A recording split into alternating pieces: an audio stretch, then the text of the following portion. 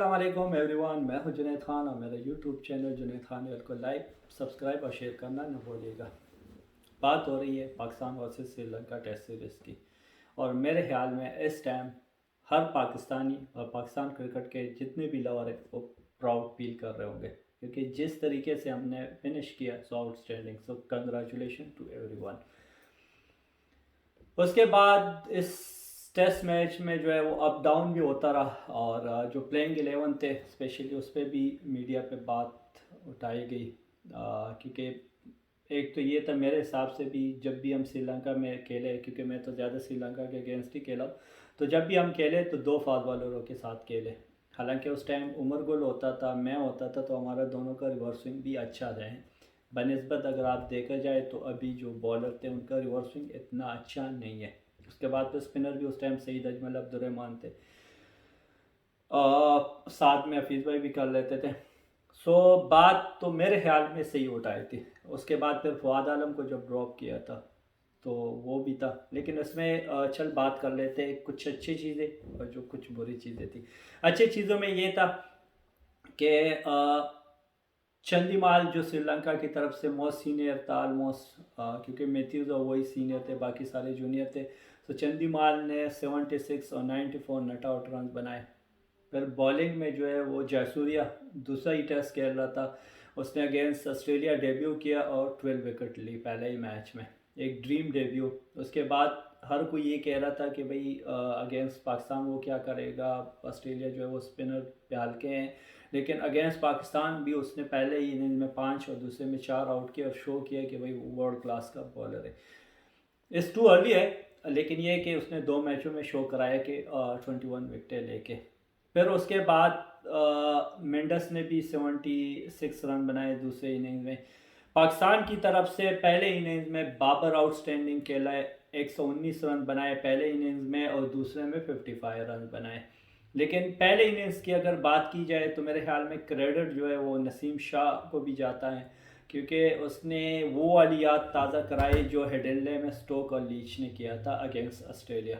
सो यहाँ पे भी उसने 52 बॉलों पे 5 रन बनाए, लेकिन ये है कि उसने शो कराया और बाबर के साथ जो है ऑलमोस्ट 71 रन की पार्टनरशिप की, जो इसका रिज़ल्ट पे बहुत असर पड़ा है और जो हमारा मोराल था उसके साथ हाई हो गया। बॉलिंग में अगर देखा जाए, नवाज़ ने पहले इनिंग में 1 आउट किया और दूसरे में 5, हालांकि उसकी सिलेक्शन पे बात हो रही थी। मेरे ख्याल में नवाज़ को खेलना ही चाहिए था, क्योंकि नवाज़ को अगर हम प्रॉपर चांस दें तो नवाज़ ऐसे जिस तरह इंडिया टीम में जडेजा है, क्योंकि नवाज़ आप देख ले फील्डिंग भी उसकी अच्छी है, बॉलिंग भी अच्छी कर लेता है, वो बैटिंग भी बहुत ही अच्छा कर लेता है, क्योंकि डोमेस्टिक में वो ऊपर के नंबरों में बारी लेता है और उसने परफॉर्म भी किया हुआ है। लेकिन एक बंदा जो थ्रू आउट 5-6 टेस्ट ही खेला है, लेकिन ऐसा लगता है कि भाई वो कोई 8-10 साल से खेल रहे हैं regular, the one and only Abdullah.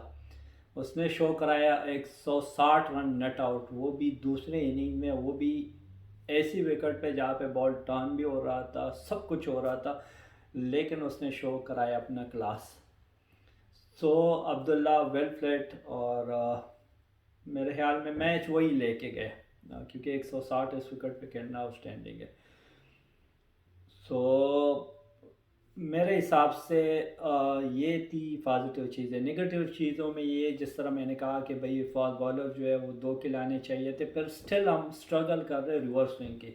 Hasan Ali थोड़ी बहुत जो है वो रिवर्स स्विंग कर लेता है, लेकिन इस मैच में उसको भी वो वाला रिवर्स स्विंग नहीं मिला। नसीम शाह इनिंग्स तो वो बहुत ही अच्छा खेला है नो डाउट, लेकिन बॉलिंग में अगर आप लोगों ने देखी होगी तो जब दूसरे स्पेल के लिए आया तो उसकी पेस जो है वो 80 तक आ गई थी। तो ये सोचने वाली बात है, टीम मैनेजमेंट को चाहिए उसने उसकी फिटनेस पे, उसकी डाइट पे, उसकी बॉलिंग की कितनी बॉलिंग करनी है, किस तरीके से, उन चीज़ों का ख्याल रखना चाहिए।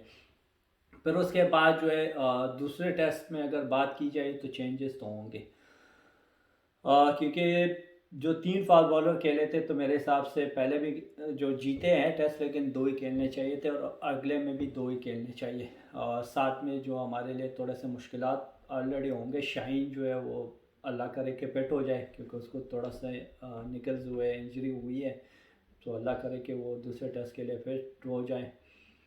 ادروائز جو ہے پھر ہم اور بھی اسٹرگل کر سکتے ہیں فاسٹ بالنگ میں. اور ساتھ میں اگر بات کی جائے نا اظہر علی کی، Azhar Ali no doubt most senior player ہے، لیکن اگر فواد عالم کا ڈیبیو جو ہے وہ 2009 کا ہے، اگر وہ ڈراپ ہو سکتا ہے تو اظہر علی کیوں نہیں. یہ پرانی بات ہوتی تھی کہ بھائی سینئر ہے اس کو آپ بینچ پہ نہیں بٹھا سکتے. ابھی اشون جو ہے ٹاپ 10 میں تھا اور پھر بھی انڈیا نے اس کو بینچ پہ بٹھایا ہے، اور وہ اظہر علی سے بھی سینئر ہے، وہ 100+ ٹیسٹ کھیلا ہوا ہے. سو اگر اشون فواد عالم ڈراپ ہو سکتے ہیں تو اظہر علی کیوں نہیں. اور اظہر علی کا جو کیریئر ہے نا، اگر آخری 2-4 سال آپ دیکھ لیں نا تو وہ ایک ہی سیریز میں ایک ہی اننگس کھیلتا ہے اور اگلا سیریز جو پکا کر لیتے ہیں. سو یہ جو سینئر جو ہے وہ آپ کو پرفارم کرنا ہوتا ہے اور آپ کو اپنی کلاس شو کرنی ہوتی ہے، جس اس نے پاسٹ میں کیا تھا. سو یہ نہیں ہوتا کہ آپ مینٹین کریں، مینٹین جو ہے وہ جب آپ کرتے ہو پھر آپ پہ باتیں ہوتے رہیں گے.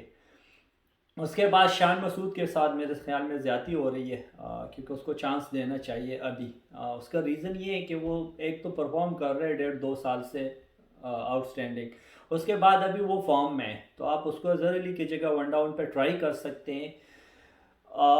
کیونکہ اگر اس کی فارم چلی جائے اور پھر آپ اس کو کھلائیں گے تو شاید وہ پرفارم نہ کر سکے، تو پھر اس کے ساتھ بھی زیادتی ہوگی اور ٹیم کے ساتھ بھی.